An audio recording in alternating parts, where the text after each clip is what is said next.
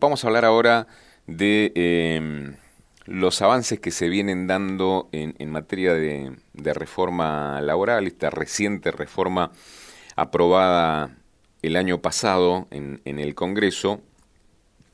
Bueno, el gobierno busca a través de estos, digamos, de estas medidas y de estas herramientas fomentar por allí el empleo formal, modernizar el sistema de contrataciones, adaptarlo por supuesto a las nuevas demandas del mercado, pero todo esto obviamente desata debates en los sectores políticos, sindicales, empresariales. Son cambios profundos que comienzan a darse en este sentido, en materia de reformas en el ámbito laboral. Nosotros vamos a dialogar con Raúl Lacase, que bueno, es una persona especializada en todos estos temas para que nos brinde también su perspectiva. Raúl, ¿qué tal? ¿Cómo le va? Buen día, gracias por atendernos.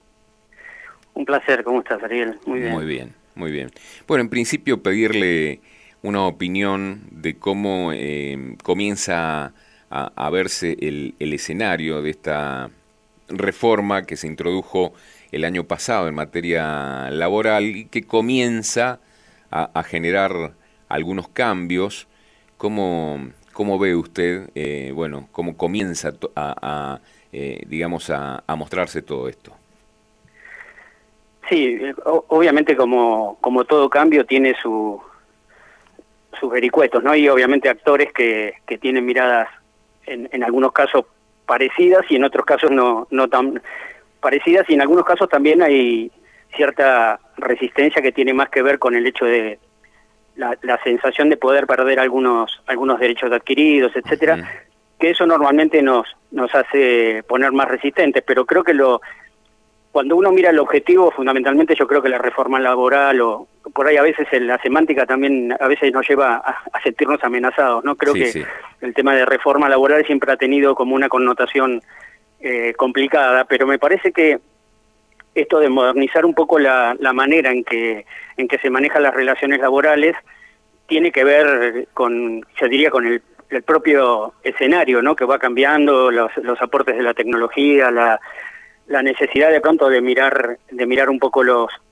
cómo formalizar un poco más el trabajo, sobre todo en las pymes, que son hoy las que dan más del 70% de empleo a la gente, y que en principio, digamos, por lo menos se persigue con esta idea o esta ley de buscar que tengan algunas ventajas de incentivos fiscales y de aportes patronales reducidos o por lo menos no dados durante los primeros 2 años, con el objetivo un poco de llegar a formalizar un poco más el empleo. Estamos casi en el 40% de empleo no registrado, y eso obviamente también impacta en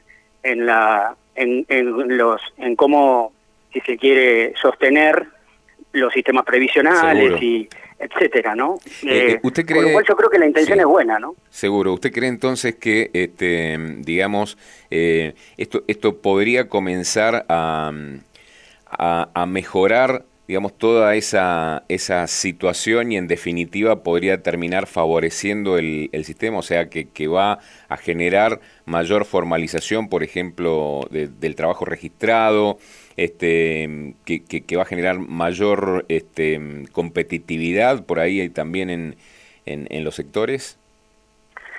Sí, yo creo que hay dos cosas, ¿no? Una es el diálogo. Claramente acá, obviamente los actores, gobiernos, sindicatos y empresas y empresarios tienen que dialogar y mirarse un poco. De hecho, creo que si uno mira la primera intención del gobierno respecto a los términos de la reforma y mira un poco lo que viene conversándose ahora, ha cambiado un poco también las primeras reglas, como creo que tiene que ver con un poco con la conversación. Creo que también tiene que ver con el hecho de que levantemos un poco el nivel de confianza, porque lo que ha pasado en Argentina históricamente es que a veces los cambios no son sustentables en el tiempo. Entonces uno tiene la sensación de si nos embarcamos en esto, si esto después de alguna forma va a ser, se va a estabilizar, ¿no? Y ahí me parece que justamente si no nos escuchamos y hay un tema que cuando hablamos de neurociencia decimos el cerebro normalmente se siente más amenazado que recompensado, con lo cual a veces hasta en los diálogos la semántica que utilizamos para ponernos de acuerdo puede llevarnos a sentirnos amenazados y resistir, y no a abrir la cabeza y sentir que podemos cambiar las cosas, ¿no? Yo creo que objetivamente hay una necesidad concreta para mí de formalización del trabajo, por todo las consecuencias, no solamente por el futuro de las personas y su jubilación también de la gente que hoy está trabajando no registrada, y creo que por otro lado hay que escuchar mucho a las pymes, porque las pymes tienen costos. Las pymes un poco tienen la resistencia más está dada por el tema de si este fondo de cese, que de alguna manera buscaría reemplazar el sistema de indemnizaciones, no les termina generando un impacto financiero. Ahora, cuando las pymes miran, cuando tienen un problema laboral y tienen que pagar indemnizaciones y los costos judiciales y demás, yo no sé si la ecuación no les conviene, digamos, de pronto tener un fondo financiado, ¿no? Yo creo que esas son todos términos que de alguna manera hay que conversar en cómo finalmente también la ley pretende que muchas de las cosas se terminen acordando entre gremios y empresarios. Lo que pasa es que esa conversación entre gremios y empresarios normalmente se da en el sistema formal, no tanto en el informal, ¿no? Entonces ahí es donde creo que hay que escuchar mucho a los dueños de empresas, emprendedores, etcétera, que tienen que de alguna manera ser los que, donde por ahí se da, más del 70% del empleo, y donde más se da también el trabajo no registrado, ¿no? Seguro. Raúl, y desde su perspectiva y su conocimiento, ¿por dónde se debería seguir avanzando en todas estas reformas, más allá de esta flexibilización que ya se ha dado, digamos, en materia de contratos laborales que usted mencionaba, los cambios en materia de sistema de despidos? ¿Por dónde se debería seguir avanzando para seguir contribuyendo con una regularización, una normalización de todo esto? Yo creo que me da la impresión, ¿no? Obviamente esto es una materia muy opinable, pero me da la impresión de que el punto está en esto de si podemos, como hay yo diría alguna cosa que está trabando y que lleva a la resistencia fundamentalmente, que tiene que ver con esto de qué pierdo yo en esto, ¿no?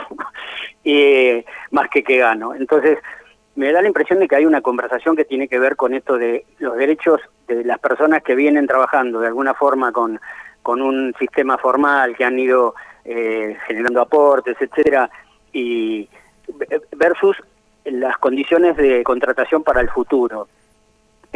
Los empleados normalmente cuando vienen estos cambios tienen miedo de perder, por ejemplo, a alguien que tiene muchos años trabajados en una organización, y dicen, bueno, si cambia ahora el sistema de despidos, por ejemplo, ¿qué va a pasar con, en el caso de que la empresa me desvincule, qué va a pasar con mi indemnización, etcétera, ¿no? Y yo creo que si nosotros lográramos, o si se lograra poner un poco en blanco y negro eso, decir, bueno, ok, esto es algo que queremos para adelante. Si lo queremos para adelante, veamos que los nuevos contratos, las nuevas formas de contratación y demás son de esta manera, y de alguna manera también generar un escenario de futuro para esas personas que entran con las nuevas condiciones, y dejar más tranquilos a los que vienen con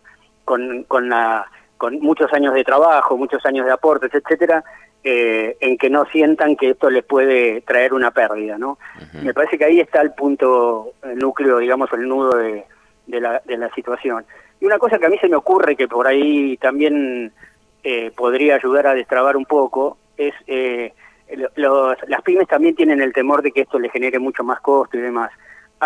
Sí, hay un temor, ¿no? Fundamentalmente por lo que tiene que ver con el fondo de cese laboral. Muchas pymes no están convencidas del todo con esto, a pesar de que hay sectores como la UOCRA que ya lo vienen implementando hace mucho tiempo.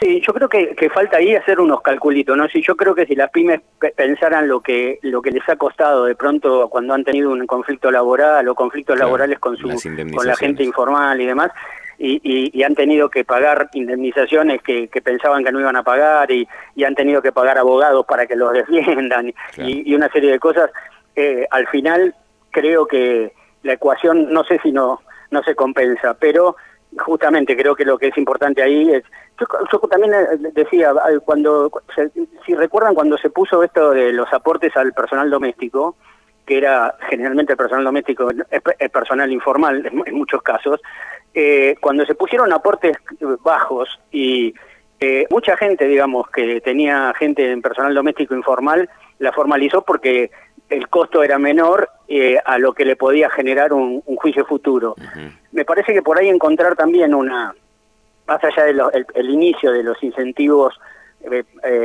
digamos, para las empresas que registran y demás, es encontrar por ahí un nivel de aporte razonable, digamos, no altamente costoso, como son los porcentajes de aportes para obras sociales y demás que hay hoy, como para que las pymes y los emprendedores, digamos, digan, bueno, me es más barato, entre comillas, pensar en pagar esto mensualmente que en comerme un juicio a futuro, digamos, ¿no? Yo creo que ahí es donde hay que... Pero el nudo gordiano está ahí, ¿no? Creo que es el tema de cómo resolver el trade-off, la transición entre el sistema actual para quienes hace muchos años que vienen aportando y trabajando versus el hecho de pasar a un sistema donde se va financiando el cese, ¿no?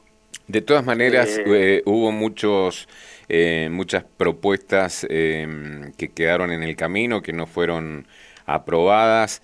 No sé si esto se seguirá, digamos, analizando en el Congreso en algún momento, pero en algún momento también, por ejemplo, se había propuesto que los aportes a los sindicatos fueran voluntarios y no obligatorios, sí. Y que ese dinero fuera, en definitiva, al bolsillo del trabajador, y que fuera el trabajador el que decida si quiere hacerle el aporte al sindicato o no. ¿Esto cómo lo ve usted?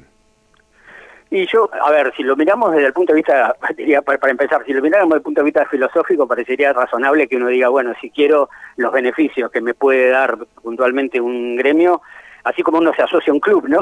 Claro. Bueno, ok, si yo quiero que tener estos beneficios, aporto. Si no quiero tener esos beneficios, o los tengo por otro lado, o lo que fuera, tengo la libertad de no tener que aportar.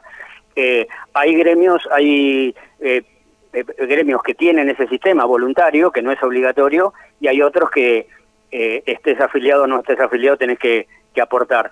Yo creo que el sistema debería ir a un sistema de ese tipo. Me parece que en la negociación, esa es una de las cosas que probablemente se termine cediendo, ¿no? Que diga, bueno, por ahora, digamos, para resolver otras cosas, porque muchas veces a veces negociar, uno confunde negociar con imponer, ¿no? Y negociar es justamente ceder también en algún punto. Entonces, me parece que para ponerse de acuerdo en algún punto va a haber que negociar cosas y ceder algunas cosas para que otras cosas puedan flotar, ¿no? Y este es un punto importante. Desde el punto de vista filosófico, yo estoy de acuerdo con que la cosa tendría que ser voluntaria, porque obviamente yo tengo que tener la libertad de poder afiliarme o no, digamos, ¿no? Más allá de que el gremio representa. Lo que pasa es que los gremios muchas veces dicen, bueno, si vos no estás afiliado, cuando tengas un conflicto no vengas a tocar el timbre, ¿no? Y esa es una discusión a veces muy puntual, pero yo creo que yo creo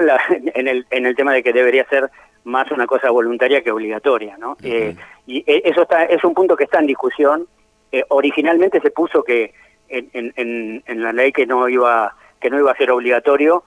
Mi sensación es que es un punto de los que en la discusión puede llegar a cederse, ¿no? Bien, bueno, muy bien. Raúl, le agradecemos el contacto, ha sido muy amable.